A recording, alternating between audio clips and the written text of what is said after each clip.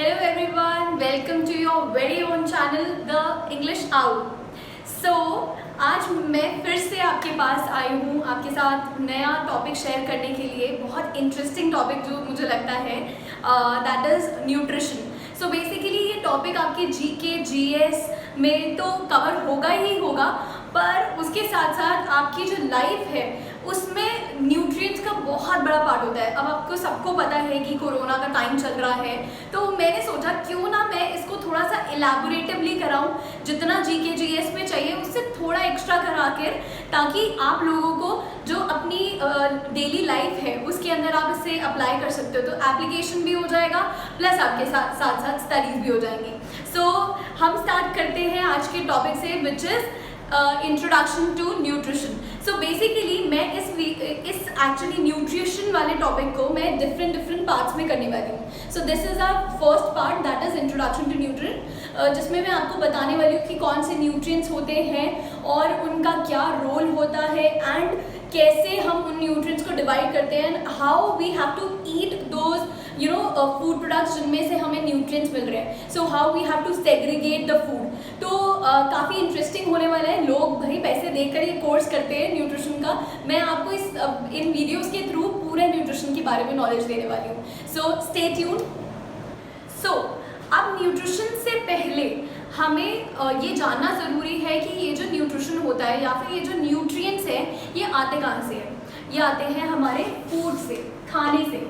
तो ये जो फूड है, जो खाना है, ये हमारी लाइफ का जो बेसिक यूनिट जो है, हमारी पूरी लाइफ इस खाने पे डिपेंडेंट है। तो फूड क्या है? जो भी हम खाते हैं जिससे हमें एनर्जी मिलती है काम करने के लिए, हमारी बॉडी को फ्यूल चाहिए काम करने के लिए, जैसे एक कार को फ्यूल चाहिए होता है काम करने के लिए, चलने के लिए, वैसे हमारी बॉडी को भी एनर्जी चाहिए एज अ फ्यूल काम करने के लिए, चलने के लिए, बोलने के लिए, खाने के लिए, उठने के लिए, बैठने के लिए, हर काम के लिए एनर्जी की ज़रूरत है। So energy is one of the nutrient. So now what is nutrition? अब न्यूट्रिशन क्या है? लोग एक्चुअली कंफ्यूज हो जाते हैं दो टर्म्स में, न्यूट्रिएंट्स के बीच में और न्यूट्रिशन के बीच में। तो कई बार किसी न्यूट्रिएंट को वो या तो न्यूट्रिशन बोल जाते हैं या फिर न्यूट्रिशन को वो न्यूट्रिएंट बोल जाते हैं। सो ये जो दो टर्म्स हैं इनको क्लैरिफाई करना बड़ा ही ज़रूरी है। सो न्यूट्रिशन क्या है? Now nutrition is a science actually which is behind this food. So basically मैं जो खा रही हूँ, ठीक है, उस खाने में से मुझे क्या मिल रहा है, मैं कैसे उस खाने को डाइजेस्ट कर रही हूँ, कैसे मेरी बॉडी में वो खाना एसिमिलेट हो रहा है, कैसे वो अब्जॉर्ब हो रहा है, कैसे वो एक्सक्रीट हो रहा है, ये पूरी जो साइंस है, पूरी जो प्रोसेस है इसके पीछे, ये सारे स्टेप्स, बेशक चाहे वो इंजेशन हो मतलब खाना खाना, चाहे वो डाइजेशन हो खाने का डाइजेस्ट होना, चाहे वो एसिमिलेशन हो खाने का ट्रांसपोर्ट होना, चाहे वो अब्जॉर्ब हो खाने में से न्यूट्रिएंट्स को निकालना, चाहे वो एक्सक्रीशन हो जो वेस्ट प्रोडक्ट है, जो बाय प्रोडक्ट्स है उनको बॉडी से बाहर निकालना, ये सारी प्रोसेसेस मिलाकर वर्ड बनता है nutrition. So don't get confused with these two words, nutrients and nutrition. So nutrition क्या है? It is a science to get those nutrients, ठीक है, बाय यूजिंग डिफरेंट प्रोसेसेस जो इनवॉलेंटरली काम करती है। मुझे किसी की ज़रूरत नहीं है, मुझे अपनी बॉडी को इंस्ट्रक्ट नहीं करना है कि भाई खाना मुंह में गया है तो उसको चबा, उसमें से उसको डाइजेस्ट कर, उसमें से ये निकाल। बॉडी को सब पता है। The moment I put food in my mouth, उसी टाइम बॉडी अपनी सारी प्रोसेसेस करना शुरू कर देती है। सो न्यूट्रिशन क्या है? It is a science. And nutrients क्या होते हैं? Now if we talk about nutrients, तो न्यूट्रिएंट्स वो कंपोनेंट्स है जो हम खाने में से लेते हैं। खाना जो मेरे लिए बेसिक यूनिट है, जो मेरे को ज़रूरी है ज़िंदा रहने के लिए, लाइफ सस्टेन करने के लिए, हेल्दी लाइफ जीने के लिए, वो उस खाने में से जो निकलते हैं कंपोनेंट्स अब्जॉर्ब होने के बाद, उसे हम बोलते हैं न्यूट्रिएंट्स। सो ये जो न्यूट्रिएंट्स होते हैं ये डिफरेंट टाइप्स के होते हैं। So there are macronutrients, there are micronutrients, there are vitamins, there are minerals में भी micro minerals, macro minerals. So I will now classify these things in front of you. So now let's just classify the nutrients. So अभी मैंने आपको बताया कि nutrients क्या होते हैं। दीज आर द कंपोनेंट्स जो कि एसेंशियल है एक लाइफ को सस्टेन करने के लिए। न्यूट्रिएंट्स ऐसी चीज़ होती है which must be given to an individual in a sustainable proportion so that he और she can live a healthy life. अब हेल्थ क्या है? हेल्थ इज अ प्रोसेस की जिसमें एक इंसान शुड बी एक्टिव, ठीक है, एक living organism should be active without merely having any disease. So health is that. So basically to attain that good health हमें क्या करना है, हमें न्यूट्रिएंट्स की ज़रूरत है। अब न्यूट्रिएंट्स होते क्या है, जैसे प्रोटीन्स, आप लोगों ने सुना होगा प्रोटीन्स के बारे में, कार्बोहाइड्रेट, हमारे पास फैट्स हैं, हमारे पास विटामिन्स हैं, मिनरल्स हैं, वाटर है। Water is one of the hidden nutrient. Water से लोगों को ऐसा लगता है पानी क्या है, पानी कैसे न्यूट्रिएंट हो सकता है, बट आपको मैं बता दूं कि जितना एसेंशियल पानी है ना हमारी बॉडी के लिए, उतने ये भी नहीं है। सो बेसिकली पानी पीना इज अपने आप में एक बहुत बड़ी चीज़ है कि अगर कोई इंसान अपनी बॉडी को रेगुलेट करना चाहता है, बहुत अच्छे से डिटॉक्स करता रहे टाइमली, और क्लीनलीनेस अगर बॉडी के अंदर मेंटेन करनी है, you want good skin, you want good digestive system, you want कि आप हमेशा अवेकन रहो, साइकोलॉजिकली फिजियोलॉजिकली एक्टिव रहो, फिट रहो, तो पानी पीना बहुत ज़रूरी है। सो पानी को हम अक्सर इग्नोर कर देते हैं, लोगों को पता ही नहीं होता कि पानी की इतनी वैल्यू है। मैंने खुद देखा है, मेरे आसपास कई लोग ऐसे हैं कि जो 2-2 दिन तक पानी नहीं पीते, उनको पता नहीं चलता, दिन में 1 गिलास पीते हैं, वो भी बोलने के बाद, अदरवाइज पानी की कोई वैल्यू ही नहीं है लाइफ में। So water is known as hidden nutrient. Actually लोगों को ये भी नहीं पता कि पानी के अंदर बहुत सारे मिनरल्स भी होते हैं, माइक्रो मिनरल्स प्रेजेंट होते हैं। सो जो कि हम आरओ के प्रोसेस के टाइम पे बहुत सारे मिनरल्स खो देते हैं, बट स्टिल कुछ तो रिटेन कर ही लेते हैं। सो वाटर के अंदर कुछ मिनरल्स भी प्रेजेंट होते हैं। उसके बाद जो लास्ट है दैट इज रफेज।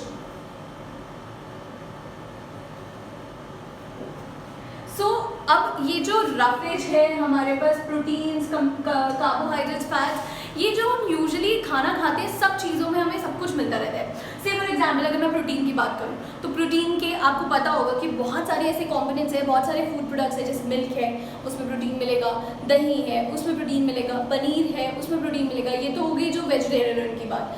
फिर अगर नॉन वेजिटेरियन की बात करूँ तो उसमें उनके पास चिकन है, फिश है, एग है, उसमें उनको न्यूट्रिएंट मिलेगा, मीट है उसमें प्रोटीन मिलेगा।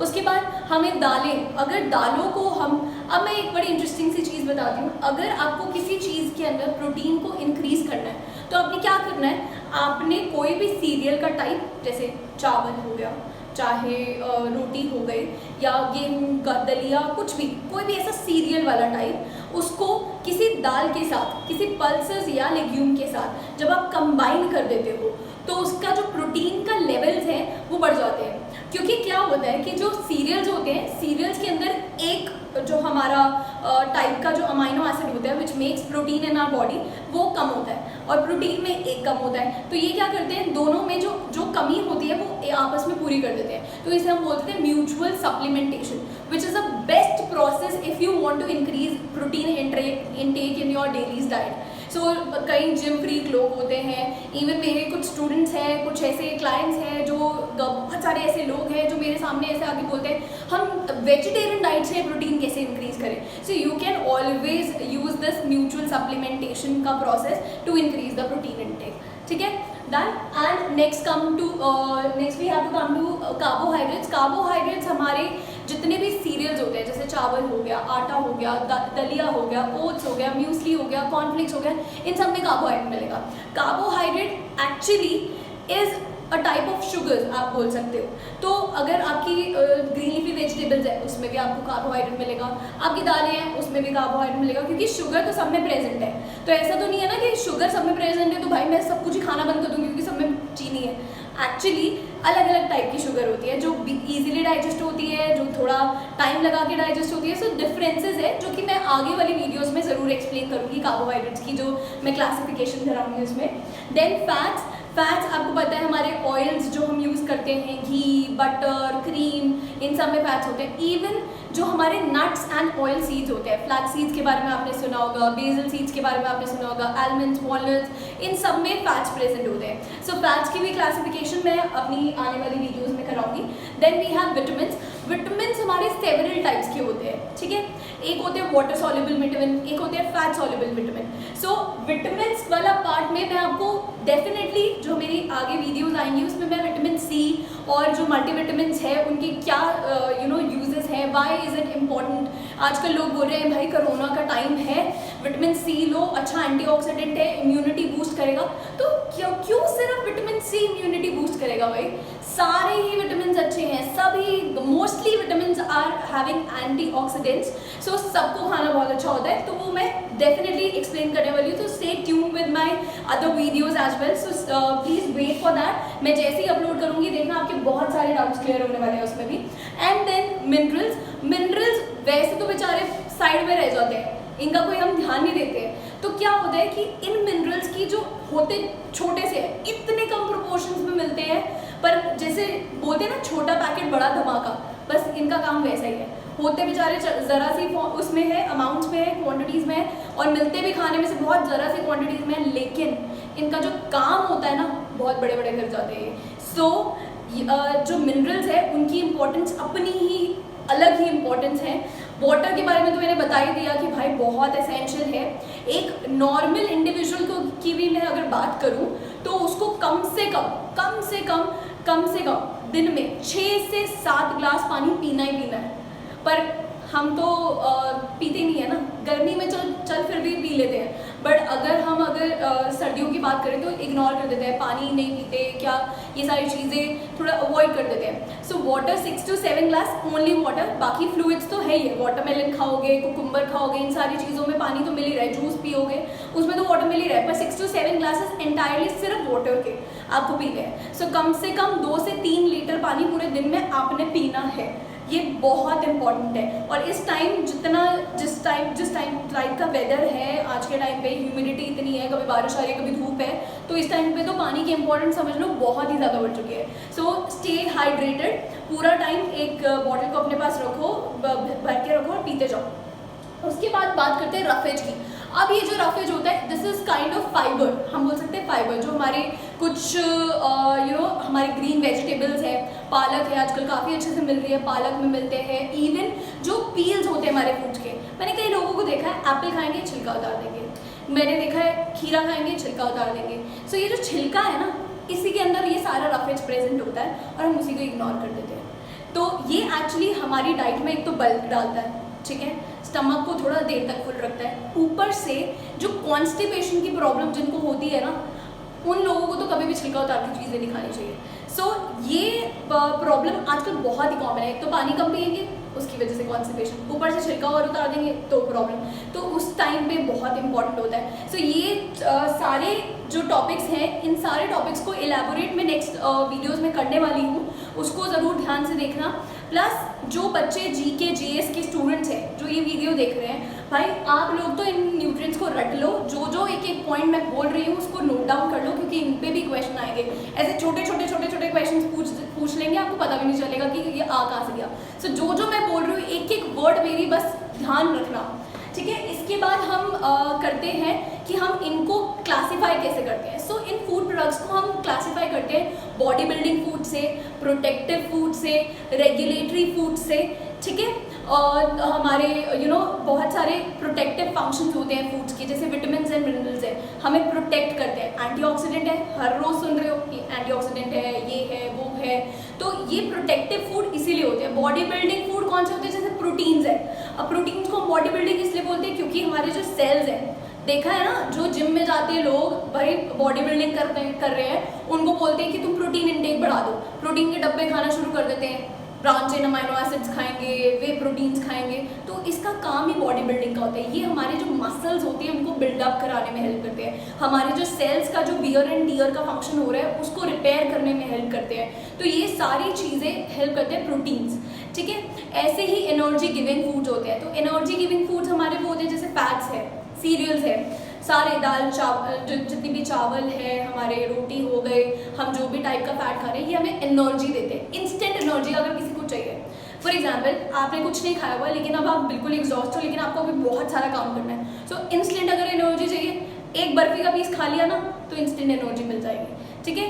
वो सिर्फ एनर्जी मिलेगी उस बर्फी के पीस से, और कुछ और नहीं मिलने वाला है, मिनरल्स नहीं मिलेंगे, कुछ नहीं मिलेगा, सिर्फ एनर्जी मिलेगी। सो अगर इंस्टेंट एनर्जी चाहिए होती है, थोड़ा सा एक ग्लूकोज क्या करते हैं, बाहर धूप से आए, एक ग्लास ग्लूकोज पी लिया, इंस्टेंट एनर्जी मिल गई। तो ये सारी चीज़ें एक्चुअली कार्बोहाइड्रेट्स देते हैं। 4 बादाम खा लो, इंस्टेंट एनर्जी मिल जाएगी क्योंकि उससे फैट्स मिलते हैं। ऐसे ही कुछ होते हैं रेगुलेटरी फूड्स। अब ये जो वाटर है ये रेगुलेशन में काम करता है, हमारे जो न्यूट्रिएंट्स हैं उनको रेगुलेट कराने में हेल्प करता है, बॉडी में इक्वल डिस्ट्रीब्यूशन में हेल्प करता है उनकी। सो ये रेगुलेटरी फूड्स में काउंट हो जाते हैं। सो इस तरीके से हमने 4 पार्ट्स में इनकी क्लासिफिकेशन कर दी।